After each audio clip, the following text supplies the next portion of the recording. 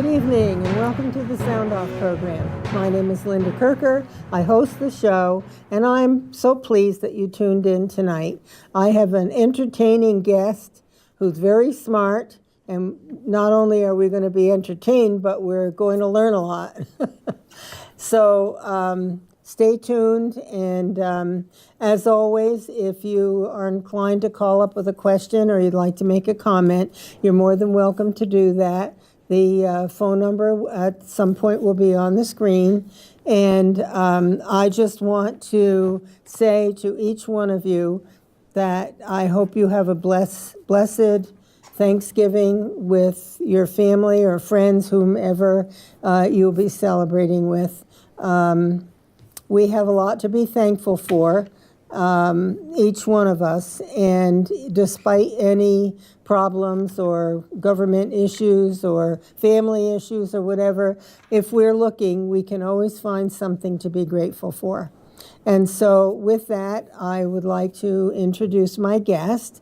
His name is Michael Lannon, and he drove up from Rutland in the snow. Welcome back, my friend. Thank you very much. Has it been 5 months since you've been here, or did you just... Well, 5 months since this new studio's been open. I mean, it could be longer than that, Linda. Well, I'll try to make it closer next time. But you were very brave to drive up in the snow. It was my pleasure. Well, thanks for being here. You always have a wealth of information. Why don't you just quickly tell the folks who you are, what you do, and then we'll proceed with a few questions and answers and so Well, forth. I should have brought my resume. I didn't know I was applying for a job. You never know who's listening. Well, I'm a 74-year-old, 51 year in the school teacher. I've been teaching this would be my 51st year. I've been teaching somebody, somewhere, something. Wow. So right now I'm in the 5th grade in a local school. I thought you were in the 5th grade. Yeah, well, I'm still in the 5th grade. That's what keeps me young. But I'm teaching project-based learning at an elementary school because I'm going to say about 5 years ago, when I decided to go back into the elementary schools, it was my opinion that we had to get some conservative voices in the school. And I'd be glad to talk to you about why I went back in, but that's one thing that I do. I'm the Rutland City GOP chairman. I'm also the host of a show called The Conservative in Rutland on PEG TV, which you can access anytime you like to see me more further. If you'd like to do that, I'm on, you can get to video on demand and look for The Conservative, and all those programs will come up. They're archives, and so I've been doing that. It's hard to believe. They told me the other day I've been doing it for 11 years. Yeah, I have you beat a little bit. Yeah, I bet you do, but we're not going to discuss that. 12 or 13, something, I don't know. So that's enough. I mean, that's 3 big things, so I'm an active kind of a guy. Me too. I'm not a guy, but I'm active. I was going to say, okay, we got to do I knew you'd catch me. So I thank you for all that you do. I think you have a lot of wisdom, a good sense of humor, and it's wonderful that you're working with children. When you say project learning, let's talk about that a bit. It wasn't long ago, just a few weeks ago, when I picked up the St. Albans Messenger, and a big article was on the front page about our supervisory union that my town school is a part of, was focusing on United Nations sustainability goals. And I'm saying, what? The UN is anti-American. They want to get rid of our Constitution. You know, they vote against us all the time. Why would the school be focusing on the United Nations anything when we have a Constitution in this country, we have a Bill of Rights, we have, sure, Linda, the Jefferson. The Federalist Papers? No. What started the whole thing? Separation from England. The American Revolution? No. That's all right. At my age, I'm allowed to have a little memory lapse. I think. Declaration of Independence. Oh, the Declaration of Independence. Well, that certainly was a big factor on what happened, right? Oh, big part of Right. why it describes why we separated from Great Britain, and there were a lot of good reasons, and I give the people who did that so much praise and credit. How many of us would do that today? Just give up and say, I've had it? Well, I've actually had it, but It'd be very interesting to see. What you got to remember too, Linda, that back in those days, when the founding fathers were under God's leadership, founding this nation, there were also a lot of people that were opposed. It was rancorous. It was, as it is in this country right now, it was brutal. you mean when they got to this country? No, when they decided to become America versus staying with Britain. Okay. Okay, there was big angst amongst people that believed that we should stay with the British king and not go with the founding fathers. So do what you want to do, stay or go. That, well, Right? they all stayed, didn't they? No. Most people didn't flee back to England. Some did. Okay, but most people stayed and made this the great country that it is. You know. Yeah. I think once people realize that they've got these freedoms that are given to us under the Bill of Rights and under the 7 articles of the Constitution, people realize that this is the only nation in the world, free or otherwise, that has a constitution that is governed by the people. Absolutely. And people don't realize that. Even England is not governed by the people No, as it's a such. parliament. It's a parliament system. Yeah. Well, you know, when you have rights just handed to you now, then you don't appreciate them and you don't stand up to the degree that you need to protect them. There are forces in the world and in this country trying to eliminate our individual freedoms and to expand ever more the power of government. And you know, the founders of this country wanted minimal government for things like national security, for one, and coining money and things of that nature that the individual alone can't do. But everything, you know, most things were up to the people and not government. And now we have overbearing government. If you after you read the preamble of the Constitution and then you read Article 1, which gives the power, and it's a limited amount of power to the legislative branches. I think there's 14 powers, and they're very limited. And then you read the Article 2, which is the executive branch, and that's even more limited. And then you read Article 3, which is the judiciary branch, which is the oversight, the third part of the oversight of the other two. We are supposed to have tremendous oversight with very limited government. That's the way the founding fathers saw it, because they knew the other way. I mean, the world has always seen the other way. And this was completely different, a revolutionary way to run a country. And that was to make sure that no one branch of government ever had complete authority over anybody else. And that brings us to the point right now where we have a legislative body in Washington, D.C. that can't get along, can't have a collaboration that results in anything, going to have another 2 years of disaster, yelling and screaming and lots of money spent for getting us nowhere. Oh, yeah. We're going to have a president that is going to continue to do what he feels is right for the country. And then we're going to have finally, we're going to have a legal system that is probably not going to legislate from the bench. They're going to look at the Constitution. Well, Kavanaugh getting in there, that was such a contentious sad. hearing because they don't want that man in. And not because of him. I mean, most of these people that voted against him when he was given the judgeship of the Washington, D.C. district, they all voted him in. They couldn't find anything. Congress did. Yeah, all He the was same, wonderful the same people that just went after him. So we're dealing with hypocrisy at its highest end. But these people who didn't want Kavanaugh, Judge Kavanaugh, to be a part of the Supreme Court, didn't want that because there's now a conservative majority That's right. on the Supreme Court for a change. And Constitutionalists. absolutely. And that's their job, That's right.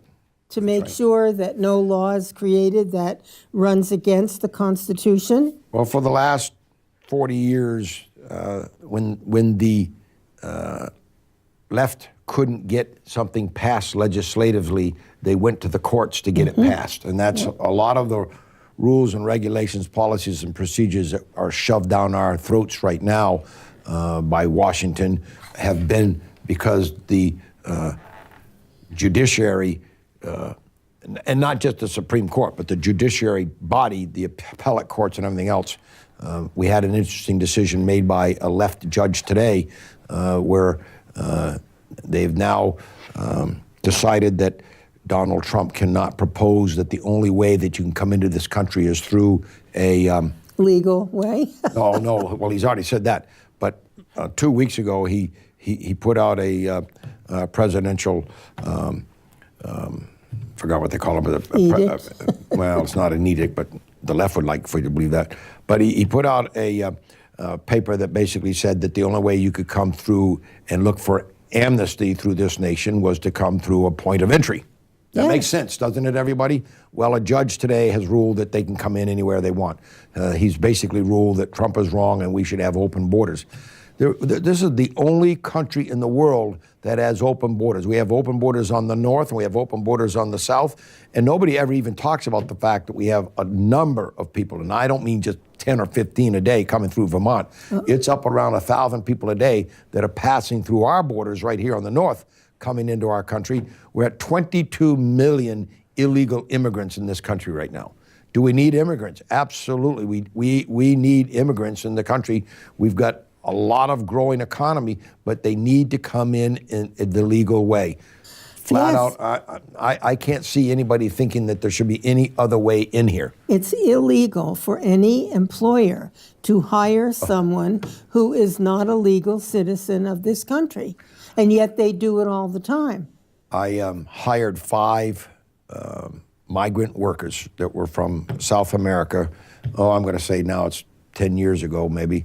And of course they had these, what they call the Form I-9. And the I-9 is a federal form that every single employer is supposed to use when they're hiring an employee. The employee fills it out, you check 2 forms of identification. There's a $50,000 fine for each violation, not enforced. So I hired these 5 guys. I knew when I hired them that 3 of those identification factors were forged. So the minute I got done, I said, hey, okay, I'm going to do as the citizens do. I called ICE in St. Albans, called the immigrant department. Okay, this was sometime in late August. We'll be right down. Hold on to them. Let them work. We'll be down. We'll pick them up Monday. They left when I gave them a turkey. Nobody ever showed them and picked them up. Nobody came down and talked to these guys. I had the proof right in front of them. They had forged documents. So I figured I'll be a good citizen. I'll hold on to them. I'll let them work. Come on down, pick them up. Never did. So at this time of the year where we're all grateful, the company gave everybody a Thanksgiving turkey. Those 5 guys took their turkeys. I never saw them again. Did you do that intentionally? Yeah, I held on to them intentionally. I knew the minute I hired them, I mean, they were going to go somewhere else, but the minute I hired them, I knew that I-9 was forged. I knew the papers that they showed me was forged, and I took copies of copies that you could tell. I mean, it's not rocket science to tell whether or not a document's forged. So I immediately called up here in St. Albans. I think that's at that time where the Well, we have an ICE building here. Yeah, and I think that's, so they never showed up. So, you know, it's all politics. It's all politics, and the left wants these guys in, and they want them to vote. And you know, we want to talk about the Broward County fiasco and the Palm Beach fiasco, where we now know that at least 1,500 illegal immigrants voted. We know, and Really? it's like if 1,500 voted, there must be more than that. Voting should be, it's the only way we have a revolution every 2 years. And that's how the people are empowered by their vote. That's right. If you don't vote, and thank God Vermont, I think the voting in Vermont was 59%. It's very high this last time. Is that high? Thank you, Vermonters. Yeah, they go out and vote. I mean, if 59% of Vermonters go out and vote, they vote, I mean, that's a huge percentage. I'd love to have it 100%. That'd be about, I think it's around 200,000 voters in Vermont. So 59% is a very high number. But if all 200,000 of us voted, we could all sit here and say, well, that's the will of the people. Well, yes, and oh my goodness, we have a phone call already. Caller, welcome to the show. What's on your mind tonight? Well, I'm getting depressed just thinking of what you guys are talking about. Gloom and doom. How you doing, Linda? It's reality, my friend. Most people don't want to hear about it, and they don't pay attention to it because apparently they're busy running their own lives, and we all have to do that for sure. But we have such a strong responsibility to make sure that things operate according to the law, which protects all of us in the long run. And when there's so much going awry that people are clearly allowing to happen, that's really discouraging. You know, where's the integrity and trying to do the right thing for the people of this country? So what else do you have to say? Well, of course, I ran against Linda Kirker. I want to congratulate her because she did beat me, but I'm sorry I wasn't around. I was in the Bahamas down there in St. Thomas and Nassau and Tortilla. You poor thing. Yeah, and, I was talking with some of the people down there in those countries. I mean, they're part of the United States because Nassau and St. Thomas, they think this is a laughing joke of America and Donald Trump. Well, I don't know what their philosophy is down there, but we finally have a president who isn't going to be pushed around, who stands up for, I believe, for the most part, what is right and in the best interest of the United States of America. Problems that have not been addressed, swept under the rug, or facilitated through the years. And now we have someone who will stand up, and those who like to maneuver around the laws are not happy about it. But yeah, but you remember when Trump was running against Hillary and Bernie and stuff like that, and Donald Trump says, "I'll lock up Clinton for using her emails for private use." What he's going to do about his daughter? His daughter just got exposed for the same thing, using her private emails for government type issue. Is he going to lock her up? He ain't going to lock her up. Well, I think you're going to have to look very, very carefully at what Hillary did with a private server. Ivanka didn't do that. The problem with Hillary's emails is that all of those emails are part of the government property. Ivanka has not deleted anything. She hasn't bit-washed anything. She hasn't destroyed any of that stuff. As a matter of fact, today she came out and said, hey, it's all government property. I wasn't aware that I was messing up. I won't be doing it again. So they want to spend millions of dollars to investigate something that Trump has already said, it's all on record. Here it is. There's nothing hidden. Ivanka hasn't lost 33,000 emails, hasn't bleached it. Well, if Hillary did that, she deleted all those. In my opinion, she ought to be put in jail just like anybody else. Treat everybody the same. It would be nice if we didn't have two systems of justice here. So, yeah. I'm not a gloom and doom guy. I'm basically very optimistic in my own personal life. I do know that I'm smart enough to realize that if I have a pot with a frog in it and I start turning the heat up very slowly, that eventually that frog dies because he doesn't have the brains to jump out of the pot. So that's an old adage that has been around since the Greeks. However, if, as Linda pointed out, we don't keep saying what we see as a conservative view, then we will see only one view, and that would be the liberal view, which, if we go as far as some of the things that happened in the election this time, is going to go further and further to the left. Well, we can go down from the middle. There's only three three groups of people in this country. You've got those that are on the right or the very far right, those that are in the middle, thank God there's a ton of them, and then those that are on the left and to the far left. Well, if you keep moving to the left, you go further and further down to socialism, communism. If you go far, far to the right, you go to anarchism, which is absolutely no government. So we have to come with the majority of our folks to the middle.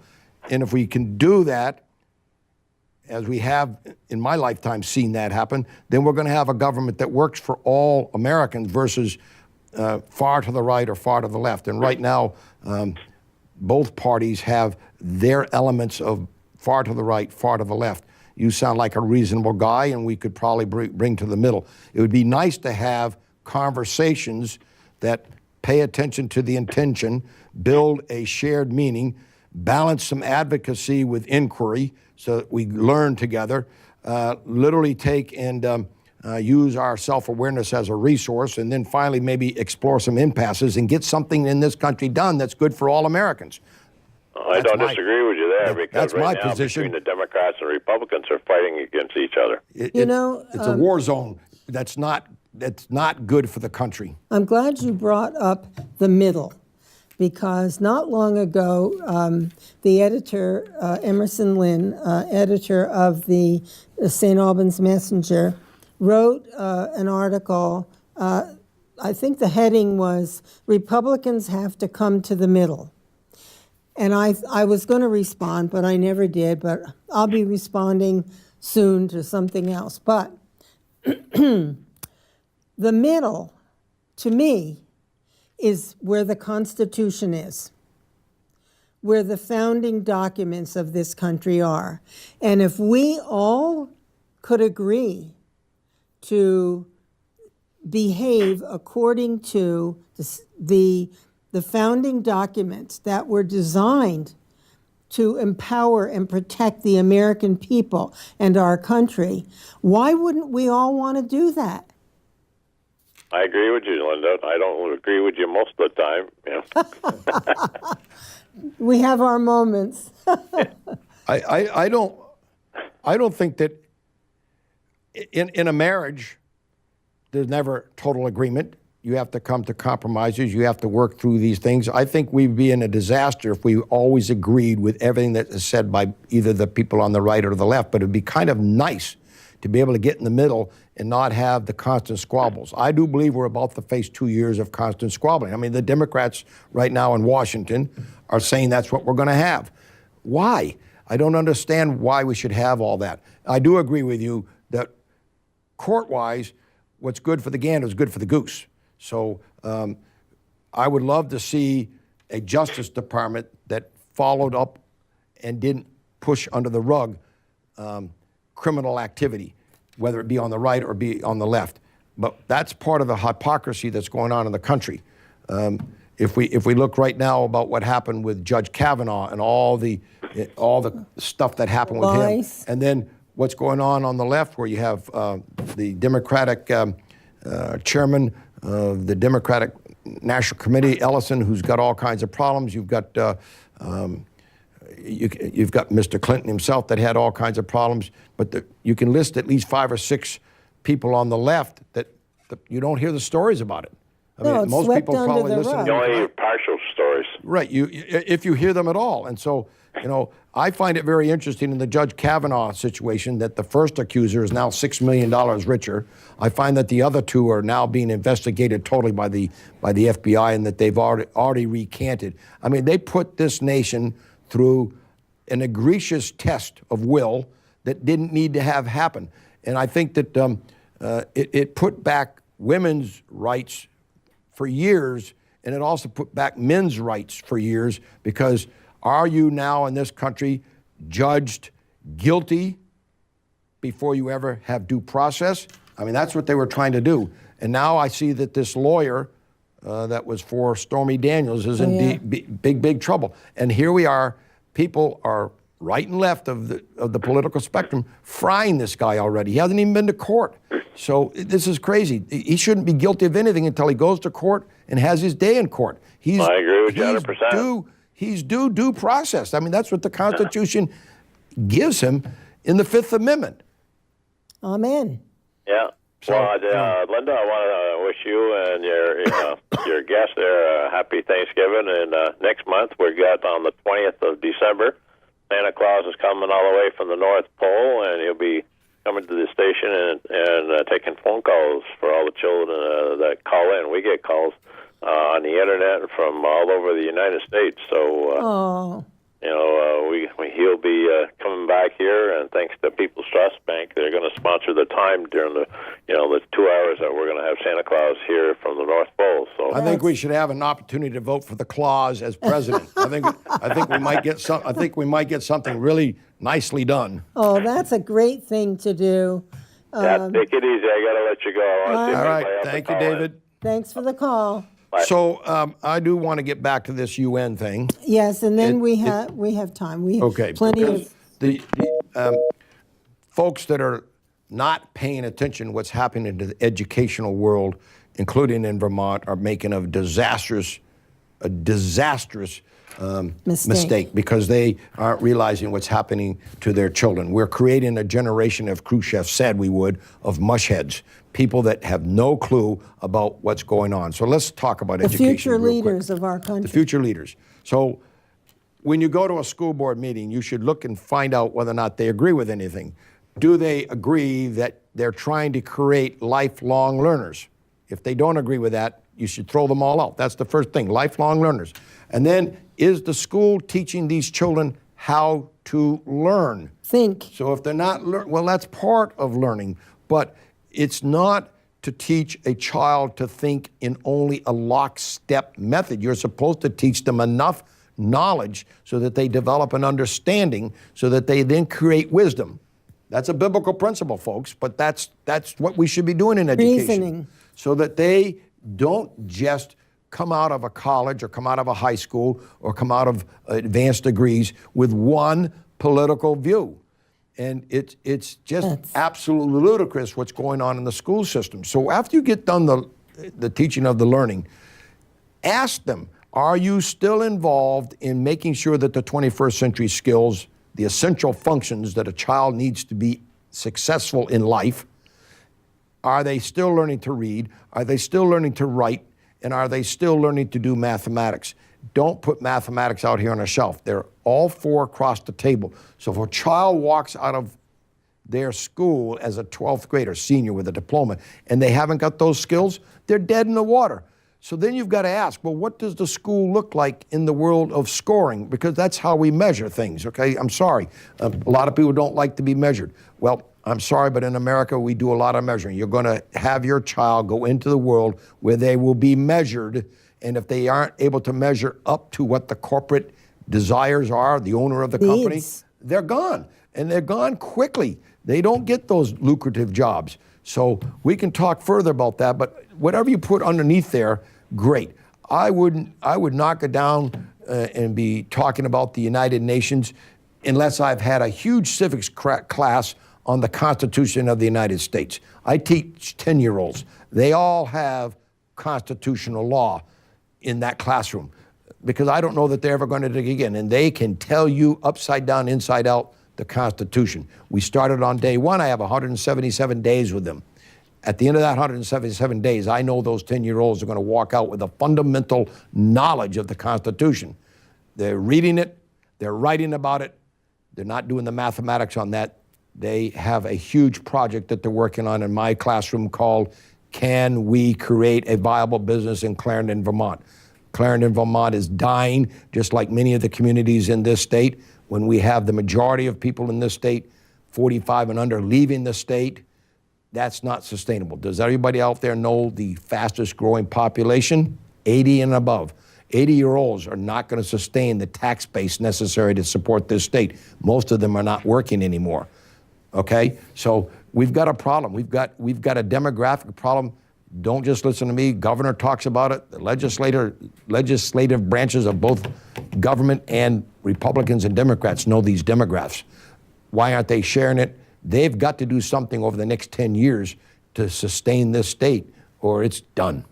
It's already broke, folks. Well said, my friend. Anyway. I couldn't agree more. That's my soapbox per day, Dave, in case you're still listening. Well, and coming from an educator, that's gives it a lot of credibility.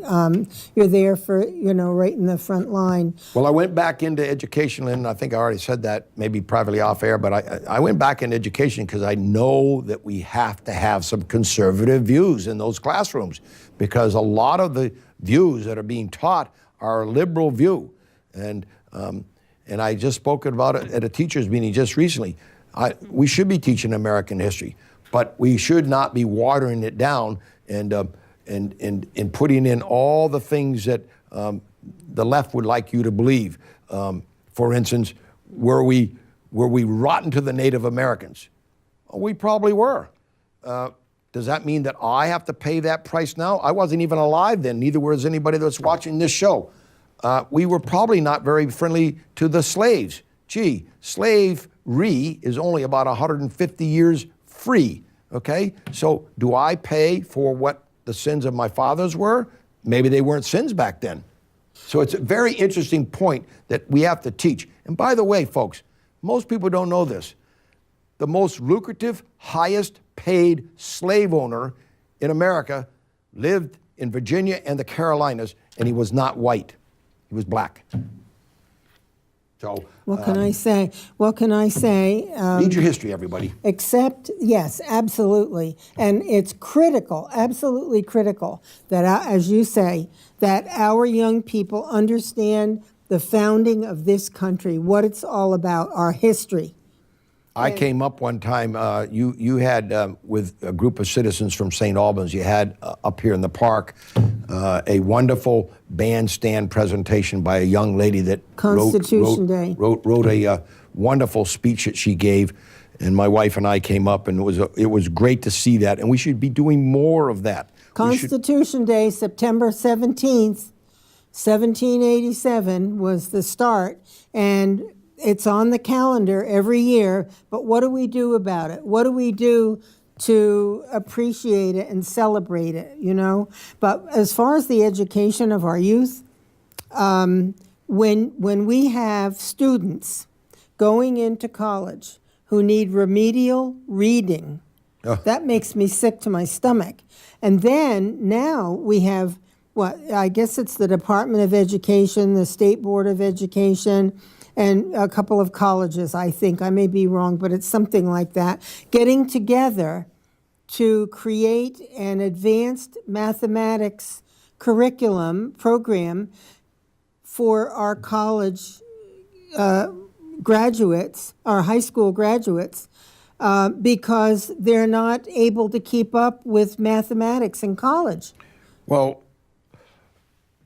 we have to be very, very careful about making sure that mathematics is taught, okay? And parents at home, most of us at home had what we call procedural fluency. We had the parent method. We could add, subtract, multiply, and divide.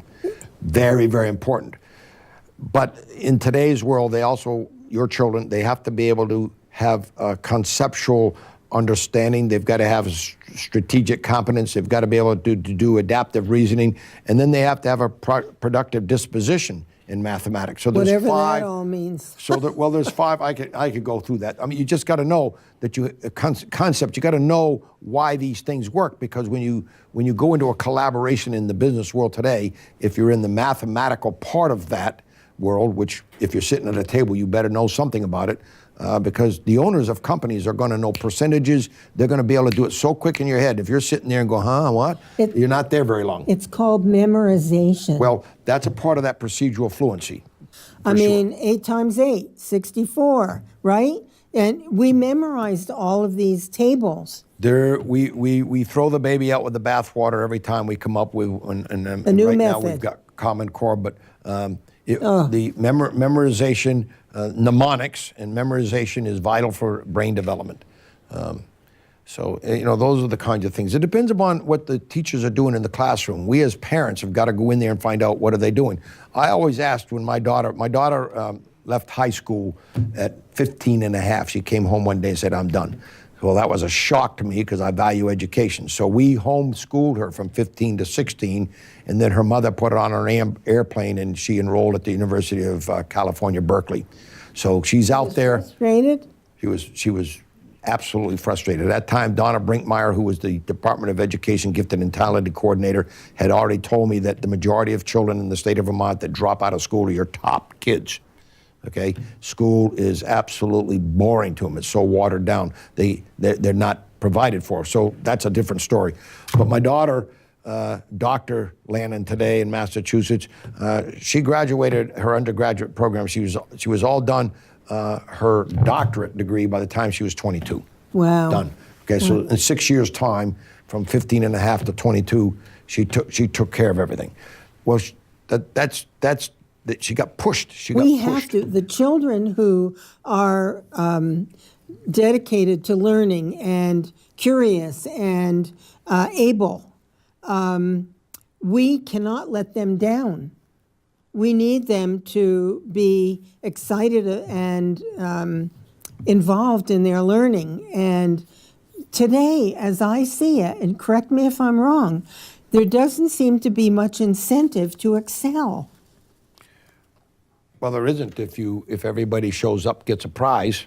Yes, and you have no A grade or B grade or C grade or D grade, or you don't get 100 or an 89 or whatever on a test, because what I was reading about, and again, correct me if I'm wrong, that students are learning based on, there's an assignment, let's say, and the student can decide how they want to demonstrate that they know what they need to know, all right? So that could be different for every child in the classroom.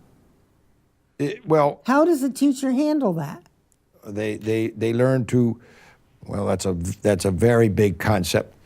On the right-hand side, you're talking about a systems think, from where we went from A, B, C, D, F.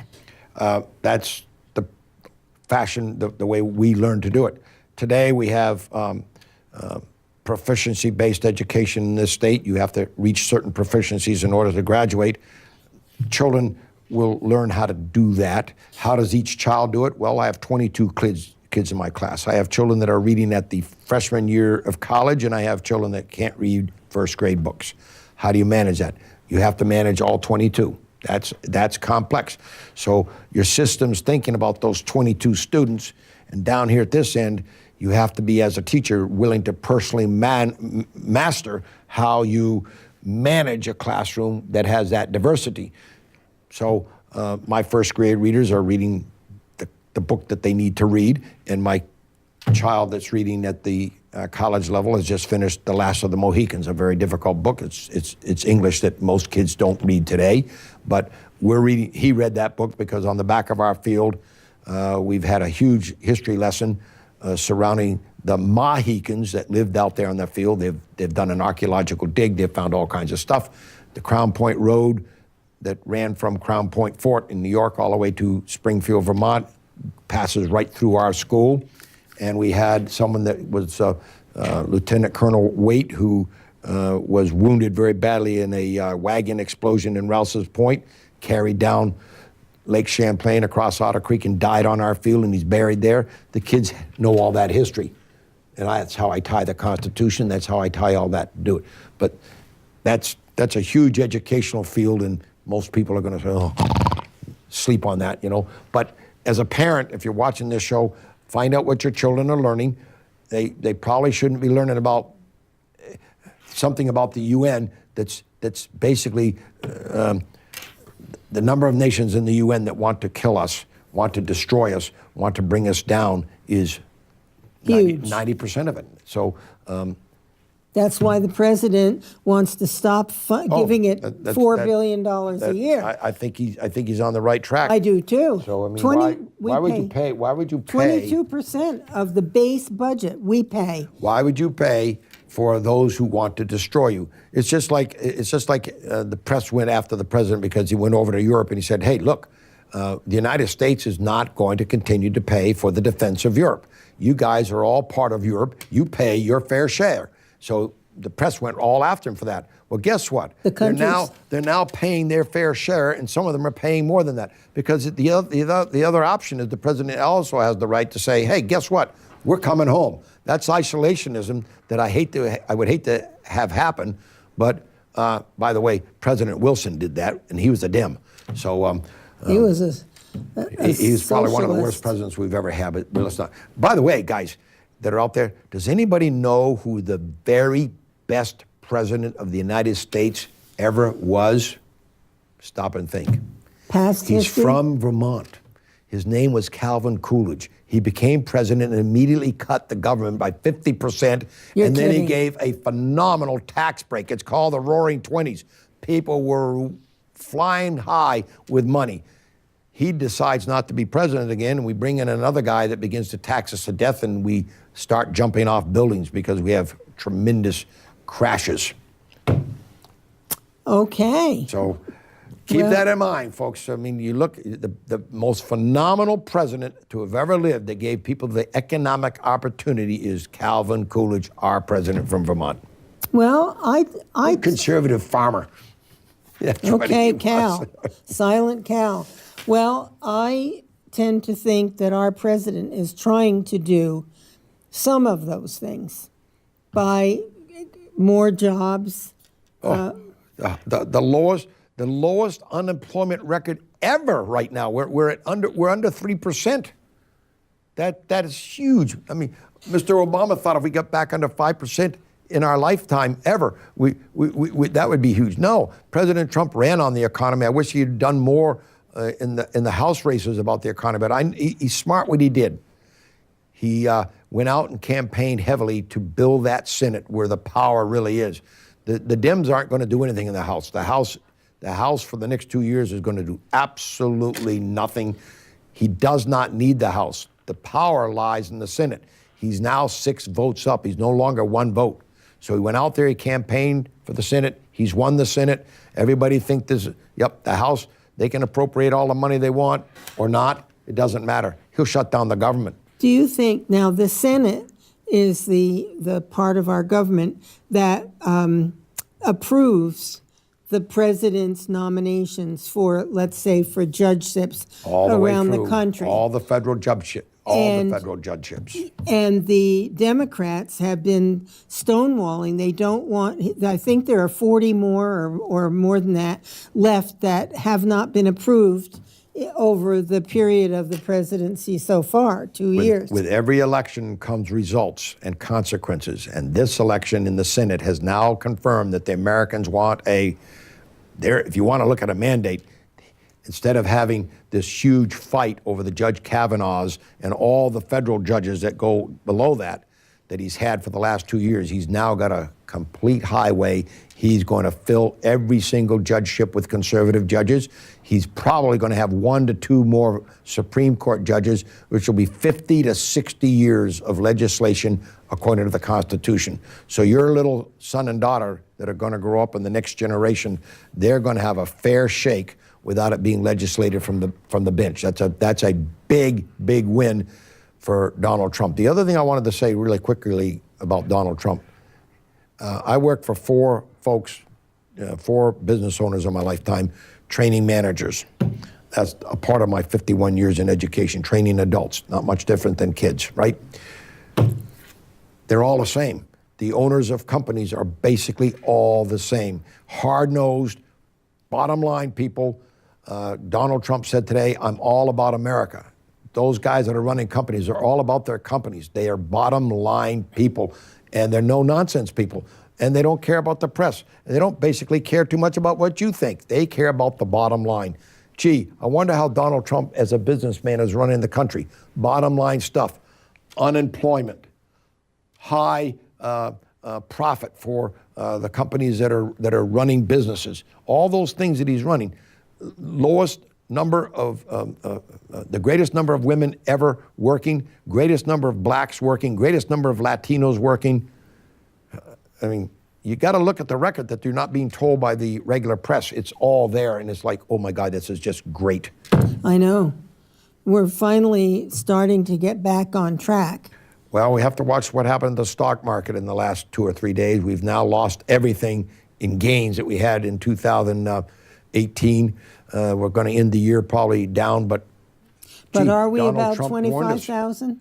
Well, Donald Trump warned us that if the House was won by the Dems, there would be a stock market plunge. Gee, he's done this all his life. He's a multi-billionaire. I bet he knows how the stock market works. Anyway, I'm done. Thanks. You can talk. Thank you. Let's see. Oh gosh, what do I most want to talk about? There's so much.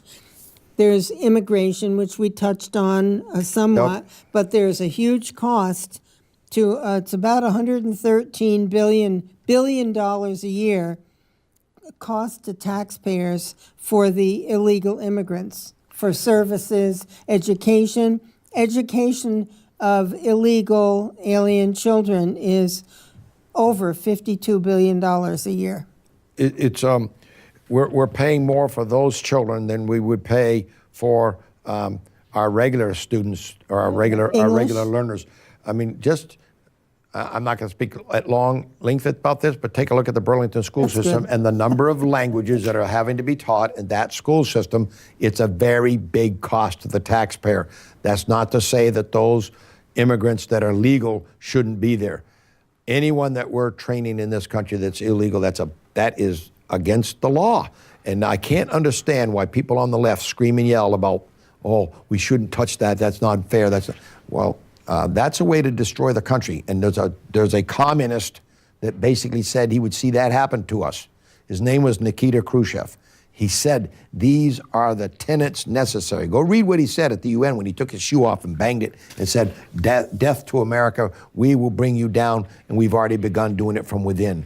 One of them was to tear apart the school system. Another one was to declassify us as united citizens, but to bring us into separate us?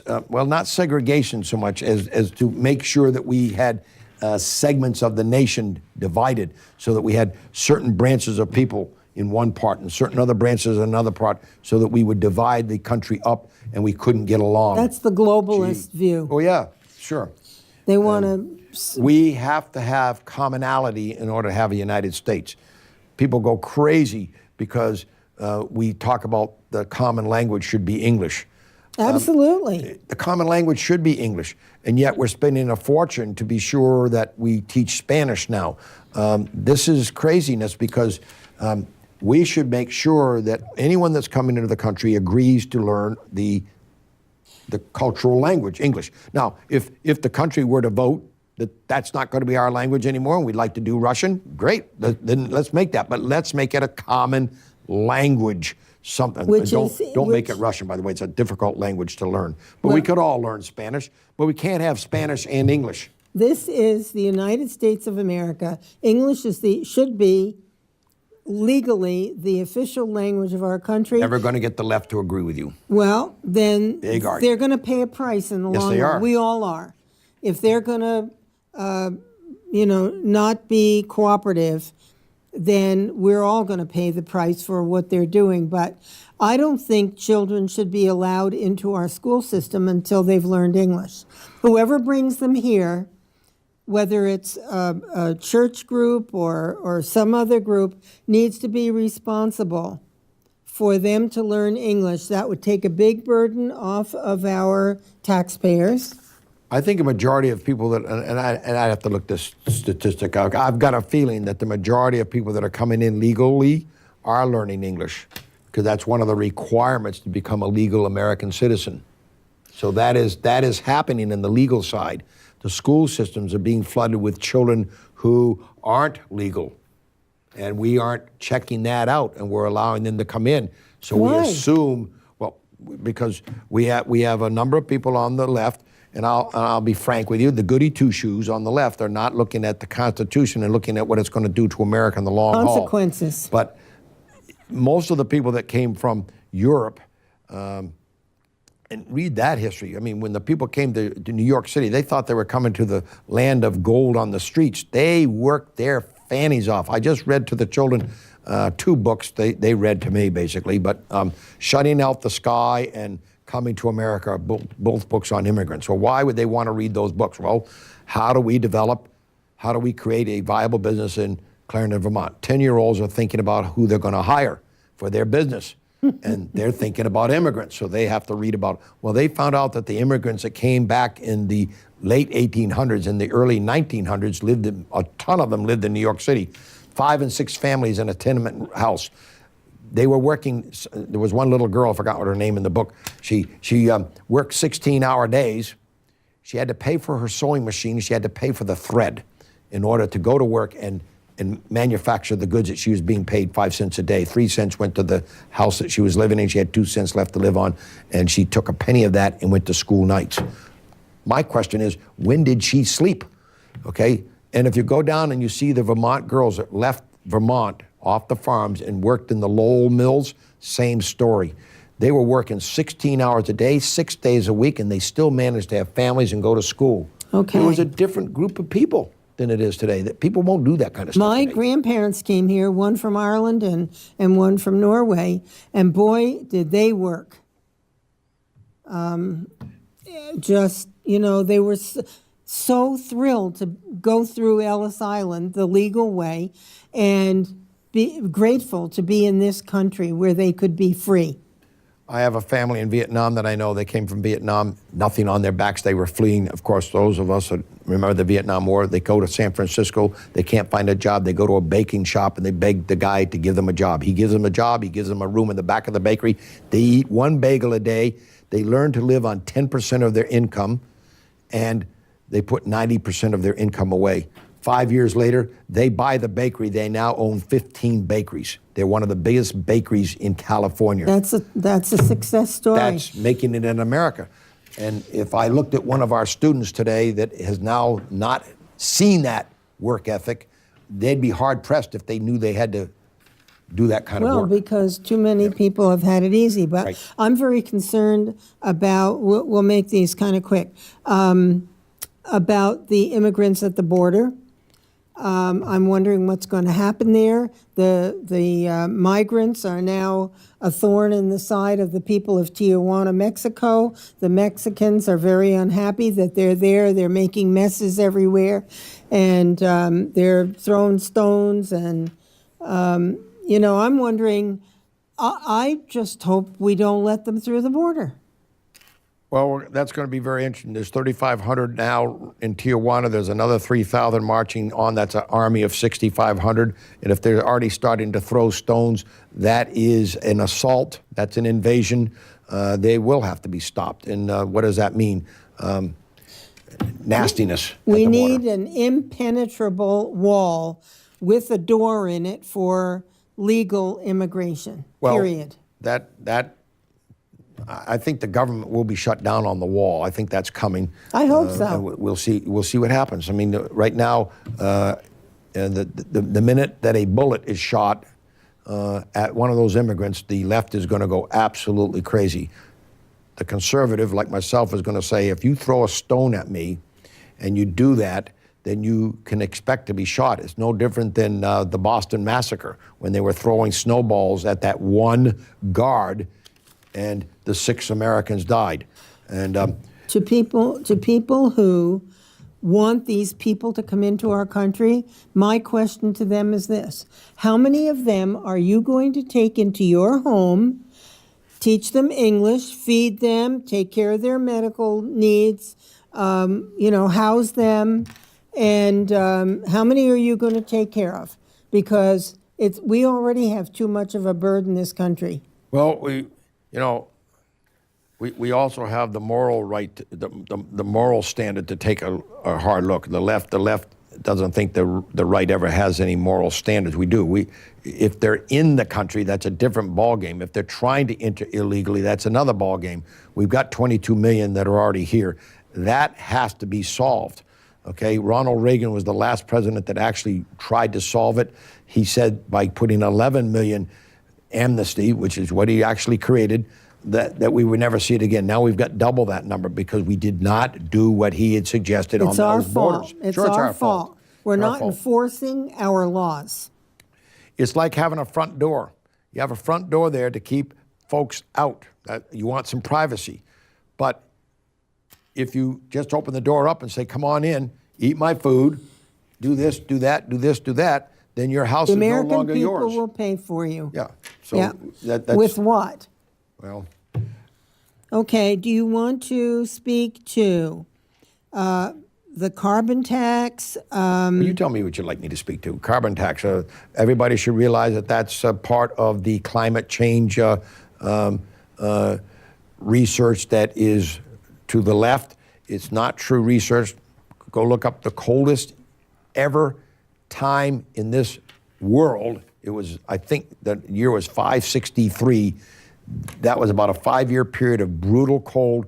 We had plagues, we had all kinds of things. We wiped out millions of people. It had to do with volcanic activity and earthquakes. Gee, we still have those kinds of things. Natural disasters on Earth have been here for the 43 billion years or whatever number of years it's been around. So we can continue to have those kinds of things. It's not going to be because people don't even realize, they talk about this all the time. We've had 10 years of massive solar flares. Those create huge problems here on Earth. Magnetic waves, all those things, that increases the amount of heat on Earth. Just look at the summer solstice and the winter solstice and what happens to the tilt of the Earth and when it's being hit by the sun. So, you know, if I've got more sun rays coming at me, penetrating our layers of the Earth. But this is all natural phenomenon. Natural. It's not because I'm driving a vehicle. I think that we could have some impact, but it's so minuscule that it can't really be played until they promise that the research is not tainted, one, by federal dollars asking for an outcome. So if I give you $1 million, Linda, and I'm the one who's giving you the million, I expect a certain outcome. Sure. So here's my outcome. You prove Quickly. it to me. Okay, I'm done. We're down to the last couple of minutes, so How fast is that hour? Oh, yeah.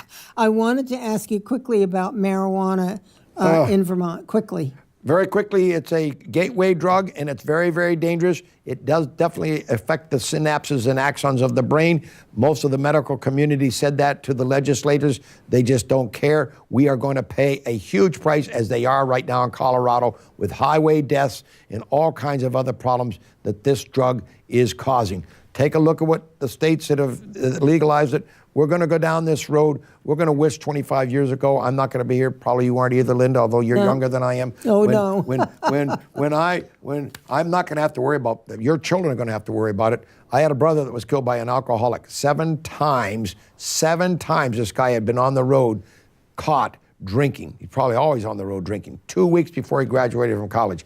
That death affected my family to this day. It affected my mom, my dad, my aunt, my uncles, my mother, my father, all of us. Wait until the deaths from marijuana start happening, and nothing will be done about it. Those who are affected are going to really wish this law had never been passed.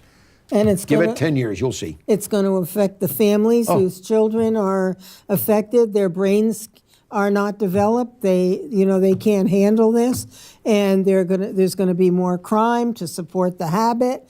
And Well, you can get it. You're going to be able to get it legally, so you won't have to. Yeah, thanks you won't to have the to have government. A crime. You won't have to. You'll be able to buy it legally. The tax rate that Vermont has suggested is huge amount of money that you're going to pay on top of it to get it legally. Yeah, and guess what? All of the costs of hospitalization, accidents, health care, all of the things that are a result of the accidents and everything. Well, listen, we are out of time here, my friend. I can't believe how fast that hour went by. Then you'll have to have me back here. Yes, I want to will. come back to this beautiful studio. Hey, Isn't it nice. wonderful? Yes, I appreciate your driving all the way up here in the snow, and I want you to get home safely, please. Call me when you get home. I'm going at 80 miles an hour. I hope. No, the you're people's not. fine. Folks, thank you so much for tuning in tonight. I appreciate it. I know we covered a lot of material here and there, but it's all important, and we all need to understand it. So have a great week, and happy Thanksgiving. Good night.